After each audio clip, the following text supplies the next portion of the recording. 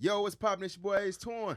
Yes, sir. You know what time it is. I am the voice of the South, Q Smitty with Polar Joqs, giving you that cool rush. And you know what? We got a very, very special guest in the building tonight. Yes, Listen, when it comes to being a community activist and being active in the community, this woman right here is the perfect example of that, man. You're gonna see her all over the city of Birmingham, handing out flyers, letting people know what she does around the community, and she has something very big that's coming up this upcoming August on the 27th of August. It is called the MGB Culture and Community Fest. It's gonna be fun. It's gonna be full of vendors, different artists gonna be performing. This is something that Birmingham hasn't seen in a long time, especially from a black Yeah. owner.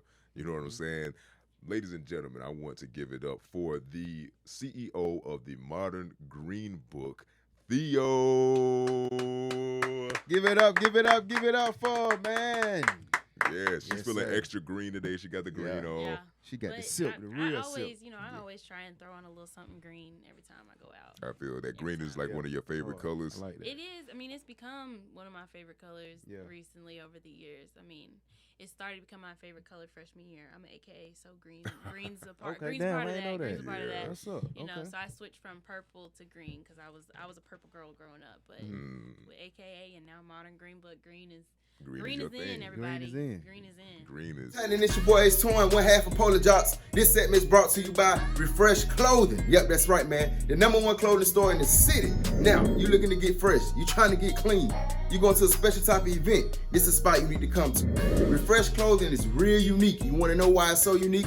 Because once you buy an outfit, once you get a fit, you will not see it on 1,000 more people. You the only one that's gonna have that fit, all right? Because when they restock, they don't restock the same type of outfits. It's a different style, it's a different look. That's why you need to pull up on Refresh Clothing. And I'm talking about deals on top of deals, crazy deals. You know the World's Games is coming in June. You're gonna wanna look good. This is a spot you need to come to, man. Refresh Clothing. We'll see you soon. Brought to you by Polar Joqs. Now back to the show. And so, what does green like represent to you? Ooh, wow. Growth. Mm, That's like the biggest thing. It's like growth. Obviously money. Yeah. Money is green. And but really growth, everything green coming up from the ground. It's all, the Modern Green Book is super grassroots. I started it myself. I do it all pretty much myself. I have help now, thankfully, but just grassroots, growth, green, money, I like that. And then- new, fresh, everything. yeah, I like that. I Man, like that's that. amazing. So, can you talk about this community fest that you have coming up? You know, what's the purpose of this fest, and how did you even come up with this idea? Yeah, so this festival, I started the Modern Green Book back in 2020, really with the hopes. I really started it kind of selfishly. I'm not gonna lie. I started it By yourself. I started by myself, but I really was thinking of ways because I went to school for theater, so I was musical theater. I was like, I'm gonna go to Broadway. I'm gonna be in a touring show. That was like my goal. I was like, I'm gonna go and be in like a national tour. So I started the Modern Green Book with the hopes of, because I was supposed to be going on tour, with the hopes of finding black-owned businesses while I was out there. Because, it's kind of hard. You'll go out into a new city and you're like, dang, I need to get my hair done. Or I need to find, I want some comfort food. Or I want to get my nails done. You Or don't I know want to nothing get, else. and it's Yeah. hard. You go into a new city, mechanics, all that stuff. It's very hard to find, especially black-owned, if you're not really being intentional about it. So I wanted to be intentional about it. And then COVID hit right when I graduated. Right. So 2020. show got canceled, yes. All my shows got canceled, post jobs got canceled. So I was like sitting here with this list and I was like, what can I do with this? Send it out to people, and it just kind of grew.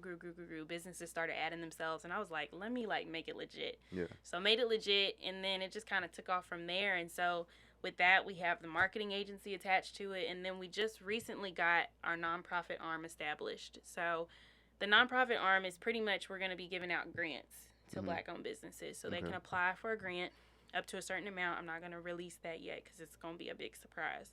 Up to a certain amount, say we need money for X. All right, cool. We'll give you the money. We'll make sure we provide you with support, all that stuff, so you know how to manage it and all of that. And so this festival is pretty much a fundraiser for that grant program. So all the money that's made, after we paid for stage and security and all that stuff, all of that net all that net profit that's made will be going straight into that grant. So that's pretty much what the festival is. And it's kind of my way to kind of really celebrate Black-owned businesses. Right. Because I don't think people see them enough. And I don't think people... They don't. Yeah, they're not nearly as visible as majority-owned businesses. They're not, as accessible either sometimes. And so this is kind of my way to be like, hey, community. Yeah. We can do more than make you food. We can do that, too. We can make some good food. Right. We can do more than, play basketball, sing songs, play football, all that stuff. We're so much more diverse. And so the goal is to really showcase the unique businesses, interesting vendors, craft makers, all that stuff, while also celebrating creatives, too, because we are a creative people, So we have live music all day from Black artists from all over the state and Georgia. They're coming in, performing R&B, jazz, country, rock, all that. So the whole entire festival is going to be artists performing the whole entire festival. All day. That's lit. All day long. It's like a Coachella for real. We have like a DJ that will be, DJ Gorgeous will be there. Yeah. She'll be there all day with us, playing music in between, helping me kind of introduce artists, stuff like that. Right. But it's really centered around the artists, the businesses, and then the creatives. So we will also be having photographers, videographers out there, hoping to help them build up their, portfolios and all of that. So that's what it is. It's huge. Like it sounds big. I want it to be. I mean, this is the second year, but this is really the first time that actually is happening. That is really happening because last year we put it on twice. Last year we put it on twice, and it got rained out twice. Twice? So, yeah. Got rained out twice. It monsooned the first time. Oh, yeah. It monsooned like crazy. Like super duper crazy. I remember you telling me about that. It was supposed to be on Juneteenth. Wow. If y'all was here in Birmingham last year, Juneteenth was like, yeah. You know how it floods here in Birmingham? It was like that. It was that bad. Damn. It was horrible. So we didn't even get it started. Everything, people were out there. We was all trying to set up, and it was just... But that night, though, was lit, though. Yeah, that night we still got to do a portion of the festival. So we still got to bring in the live artists, and we had a hip-hop showcase at the end of it. So we're not doing that again this year because we kind of want to make it its own thing because it was a good night. And then the second time we did it, it rained again. So pay for everything a second time around, and then... I guess God was just like, this not how you supposed to do it. We're going to try DJ BABJ 23 Birmingham Kickoff Party is going down Saturday night, August 6th from 10 p.m. to 2 a.m. at Las Vegas. Hosted by Roy Wood Jr. What is going on, NABJ fam? It's your boy Roy Wood Jr. representing my hometown of Birmingham. And Eunice Elliott. What's up, NABJ? It's your girl, Eunice Elliott. With a guy versus girl DJ battle with Chris Coleman and DJ Chocolate. Let's talk about that. Now, as far as when you when you pay for venues, different things, like venues pay their money to be out there, how do you refund their money, or So how does that work? So in the case of rain, is that what you mean?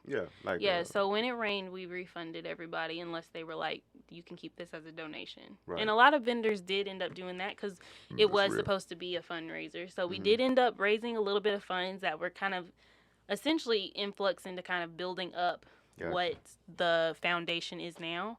But we refunded everybody when we canceled and was like, it's not happening again. So that happened. That sucked. Yeah. That sucked. But what goes into a festival if you're trying to set one thing? God. I mean, I know it's a lot, but like the basics, you would say. Venue. That's the first thing. You got to figure out where it's going to be. Then you got to go through whomever is the gatekeeper of that venue. Right. So whether it be the city, whether it be privately owned, whether it be a group or something that you got to get through, then it's safety. That's the next thing. So those amenities, so bathrooms, security, insurance, those are a lot of things I don't think people think about too, especially in an outdoor event. It's like you have to you're putting it all together yourself. Like outdoor venues don't usually allow you to use their bathrooms because it's like, yeah, you can use them for your staff, but everybody else coming in can't. So you got to go find porta potties. You might have to get dumpsters. You might have to get, and it's coming out your pocket. Yeah. Yeah. Wow. It's coming out. Yeah. It's coming out. Well, I will say over the last year, I have worked very hard to build up that marketing agency of the Modern Green Book. So a lot of those funds that I could have put in my own pocket have gone back into the business.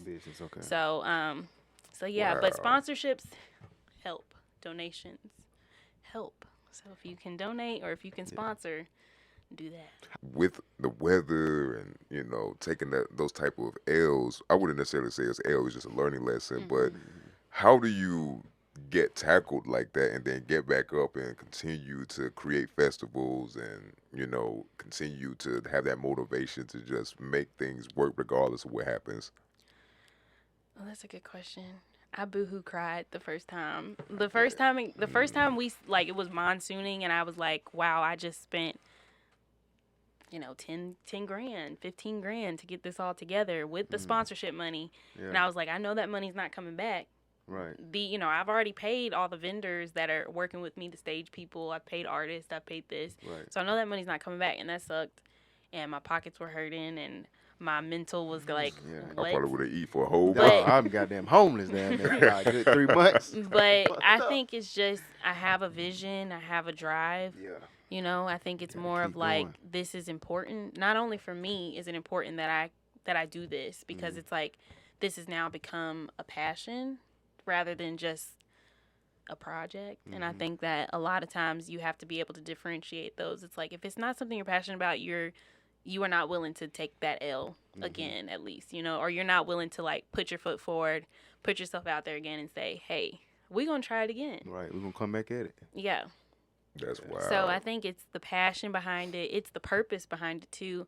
You know, I think it's important. I think I grew up with my grandfather being an entrepreneur, so I saw how entrepreneurship works and how it can affect your family and how it can affect your community. And I think Black entrepreneurs do such a good job with like influencing their community and influencing kind of the culture, that it's just so important to get them out there to people.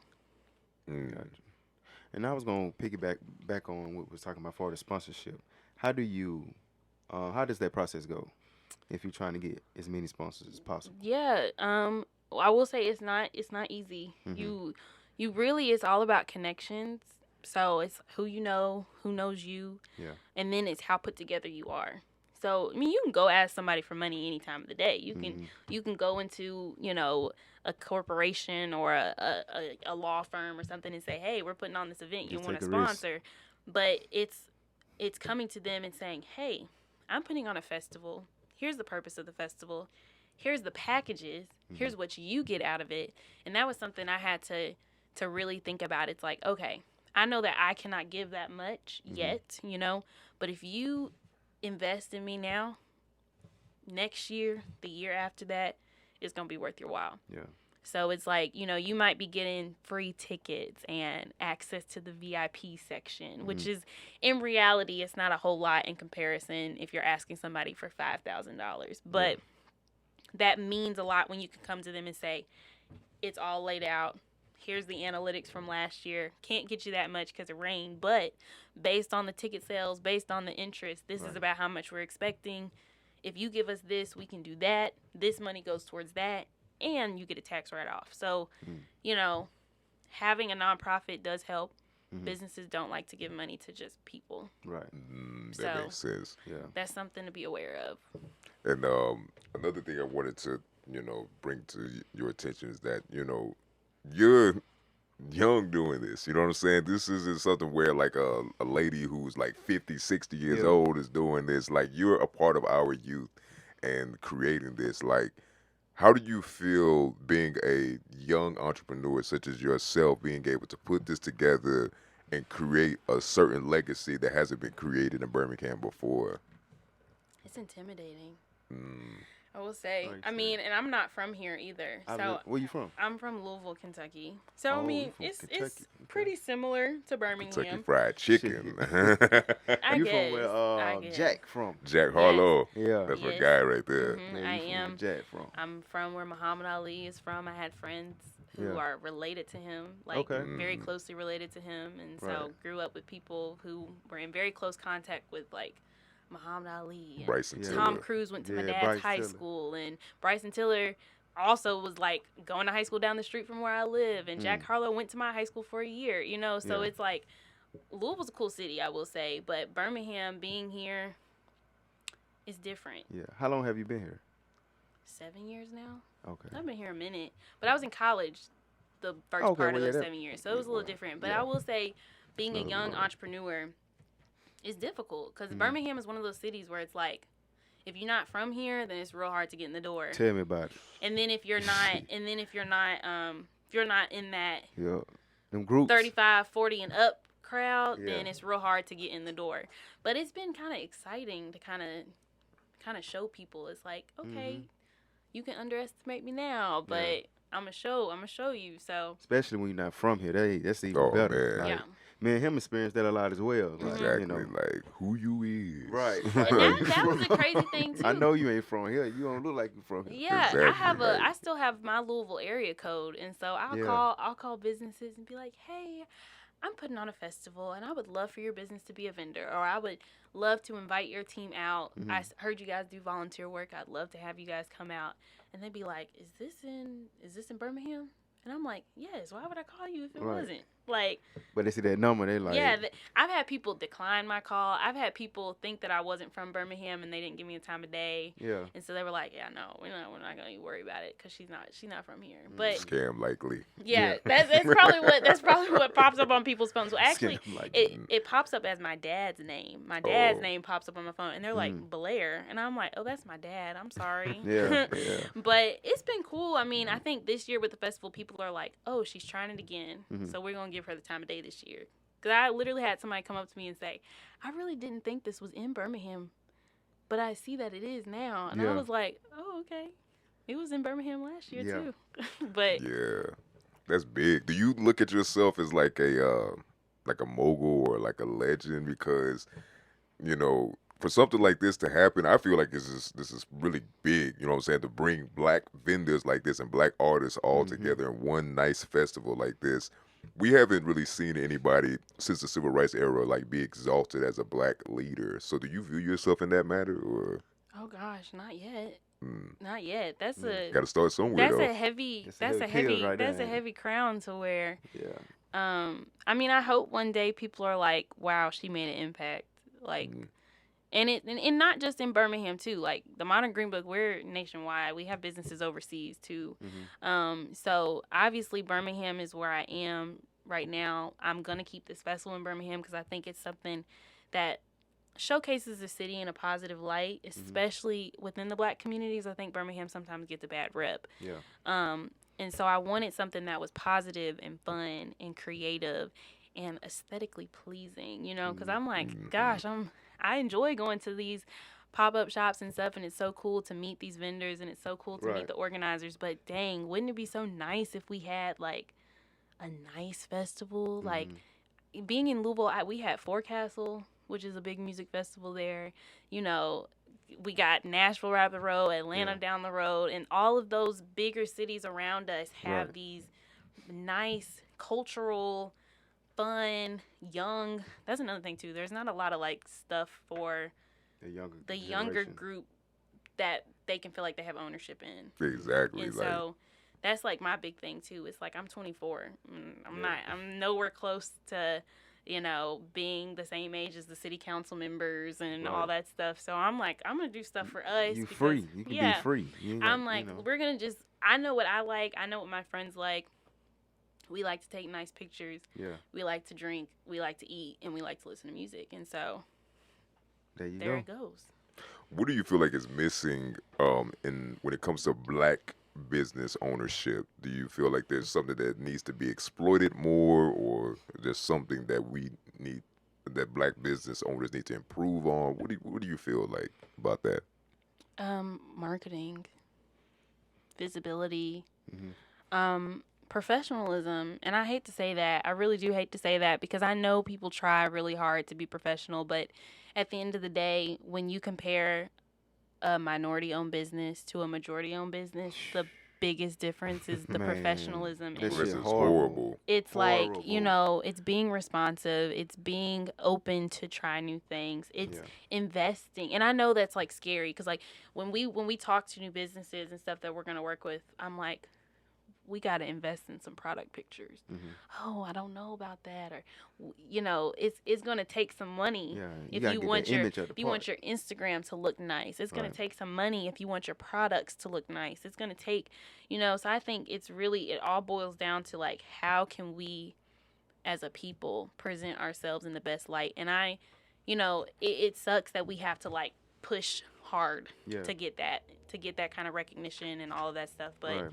at the end of the day, that I think that's really the definer between us and those majority-owned businesses. They just they have it. They have the money, yes, but businesses like the Modern Green Book and other small marketing firms are willing to cut prices to help.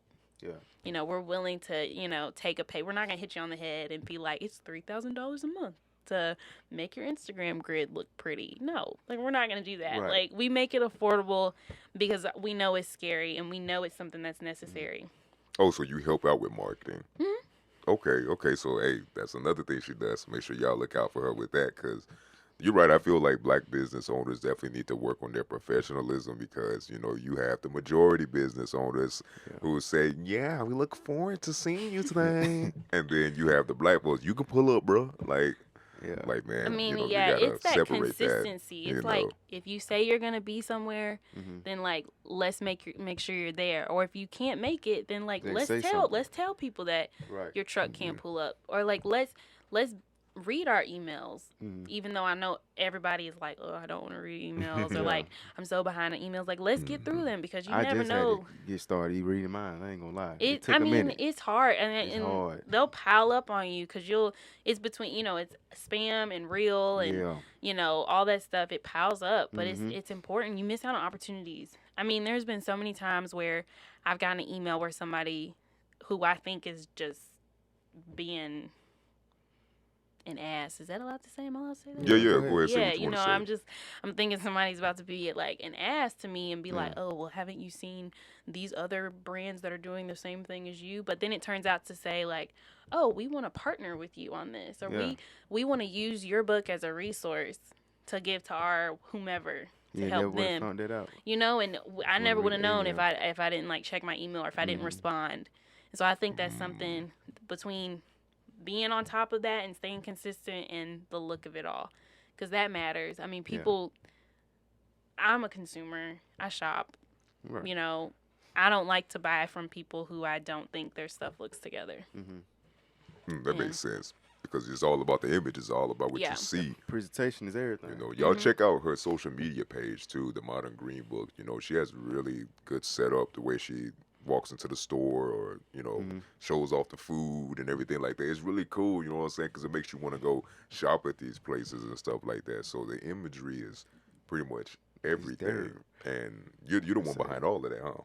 Yeah, I have help now. I have Yeah. a girl named Nicole Bayless. She's like my right hand gal, and then I actually just hired and brought on a new girl. Her name is Kirsten, and she's gonna be my left hand. And so we're gonna become this little marketing trio, helping Black-owned businesses and keeping the Modern Green Book up to date and stuff. So, What steps did you take to learn about marketing? Like, um, because for the ones out there that's not really into marketing, because a lot of times marketing can be intimidating if you don't know. it is. I'm not gonna lie. Yeah, if you don't know what you're doing, Especially with everything changes. Like every 2 months, something new. Instagram Yeah. is changing something. Right. They're like, oh no, it's not about pictures anymore. Post the reels. Mhm. Oh no, it's not about reels anymore. We're moving to this. I mean, they haven't said that yet, thankfully. It's still I about hope reels. that shit stay in about 2 more years.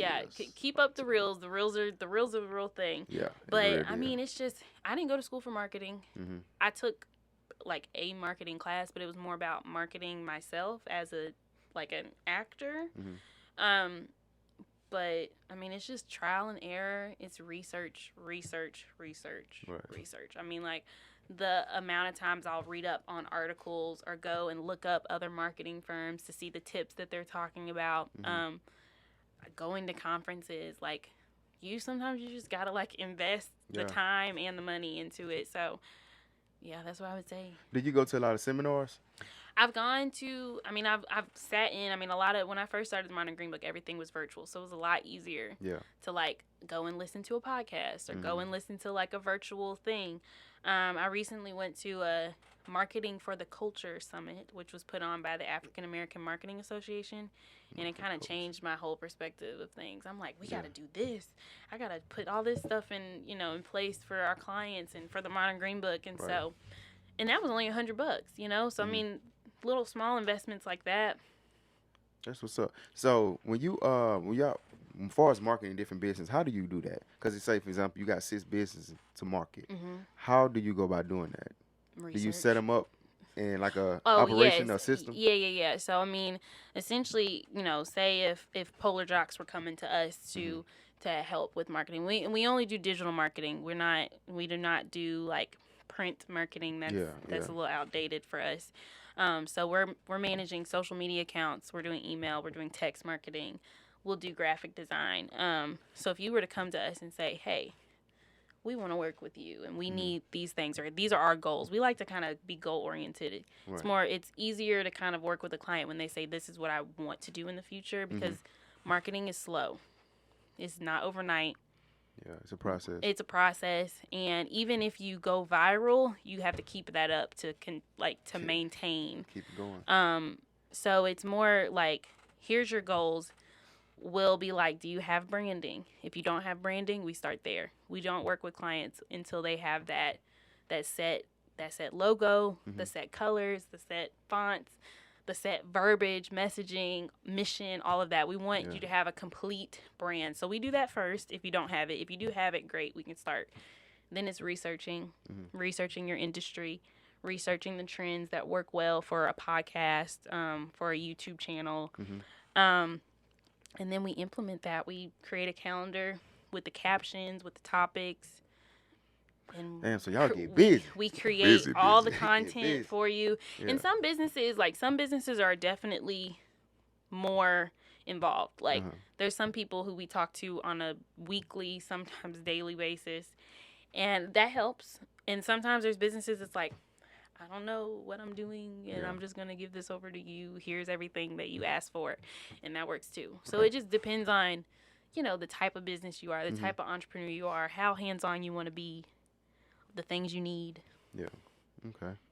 This isn't all she does either, ladies and gentlemen. Like, she's an actress too, so it's like she's juggling a lot. You know what I'm saying? I am. I actually I work. just found that out today. Yeah, I didn't know work you for were the Birmingham Children's Theater. Okay. So I can always entertain the kids. That's what's up. Do you feel like it's harder to entertain kids, or it's easier to entertain kids? Oh, it's so much easier. Yeah. What? I can literally say anything to a child and they'll be like, oh my gosh, believe it. really? I'm doing a show with them, doing a show with Birmingham Children's Theater right now, and it's the style of it is adventure theater. So we are hiking in the different state parks here in Birmingham, and while we're hiking on the trail, we stop and do things, and other characters might pop out and interact with us. And, I mean, we're looking for a mystery creature. And I can literally pull something out of the air and say, do you guys see this? And they're like, oh, my gosh. Wow. It's there. And then I'm like, The reason it's just so funny oh, because my it's true. gosh. Yeah. It is true. I'm like, it smells like True, lemons, they doesn't really it? be looking And at they're it like, like, yes. They believe believe. Children, I mean, their imagination is endless. Yeah, it is. And I didn't, like, when I was younger, I really didn't like children's theater because I really was like, ugh, I hate how they, like, try to, like, dumb it down because I thought I was, like, you know, some really smart actor. And children's theater is great. Like, I would recommend every parent to take their children to a show that is for their age group. Yeah. In Birmingham Children's Theater, they do theater for the very young. So I did a show with them where we had, like, babies in the room, like, under 1 type. And then, and they do shows that are for, like, preteens, teenagers. So, and those are the best. They're, like, the most moldable. Their imagination's crazy. They're willing to go along with you on when you talk wild to them and say, yeah, that's a bear, and the bear is talking, you know? So I love it, and I'll be working with them for the next year. I've been real curious about something. Like, how do you get this is perfect too, because I never know who to ask about this. How do you get kids to act and basically like remember a script and remember the movements Oh. during that moment? So I actually worked with another children's theater company called Missoula Children's Theater, and we toured the country with a show, Yeah. auditioned the kids the first day we got there, put them in the show, rehearsed the show all week, and then put the show on on Friday, Saturday. So they remember the script and Yes. everything? I mean, I'm telling you, kids are some of the hardest working actors out there because they don't want right. to embarrass themselves in front of their parents. They don't Yeah. want to embarrass themselves in front of their friends. And then because they're so receptive and Like open, a sponge. yeah, they're just I mean, some of these kids would pick it up. Like, you would be like, okay, we're going to learn this song. And they're like, all right, sit down, learn the song, show them all the dance moves. Yeah. And then at the end of the day, I'm going to be like, we're going to show director Sydney what we worked on today. And that was my tour partner. Mm-hmm. And they would know it. And I would just sit there and watch and be like, oh, I don't even have to do it with y'all. Mm. So, I mean, kids, and I grew up doing theater too. And it was, Gotcha. I will say, like, you become very jaded to life when the older you get with theater, and it becomes harder and harder to like embrace some of the things. Yeah. And putting yourself in like a childlike mindset, the world is your oyster when it comes to theater. So When it comes to that, when you say putting yourself in a childlike mindset, as an actress, you have to go through different mindsets and different portals and stuff like that. How do you maintain your mental clarity and balance of who you are, knowing that you have to, be a business owner for the Modern Green Book, but this is you, but you also have to go act as this detective, or you have to act as this, I don't know, this chef or whatever the case is. How do you balance that? that's a good question, and it's sometimes. I mean, I've never been. So there's different types of acting. Like there's method acting, and sometimes those method actors have a very hard time getting out of it when they are, especially if they're in heavier projects and stuff. I will say children's theater is a lot lighter than doing a Shakespeare show, and so you don't get consumed in the work as much. But it's just I know how to compartmentalize things, and because it's something that I love to do and it comes really naturally to me, I can do it. I can invest in that character. I can research the character, and then I can go home and enjoy spending time with my boyfriend, or enjoy, cooking, or enjoy working on the Modern Green Book, which is what I do pretty much the rest of the time. Yeah. Yeah. You the truth, Theo. You the truth, man. For real, for real. August 27th is going down. It's going down. Sloss Furnace. You gonna say anything if we get up out of here? Show them the flyer one more time, Brody. Make sure y'all follow Theo. Theo, where can they follow you at? You can follow the Modern Green Book. That's the business page. You can follow my personal page, which is Theo Eliza, with the Z, Eliza, Theo, Eliza. Or you can follow the festival page. I did make an entire Instagram dedicated to the festival because I was told that that's what legitimate festivals do. So we're trying to be legitimate and professional and have that credibility. So you can follow, it's MGBCC Fest, or it's MGB Culture Community Fest. That's what it is. Okay.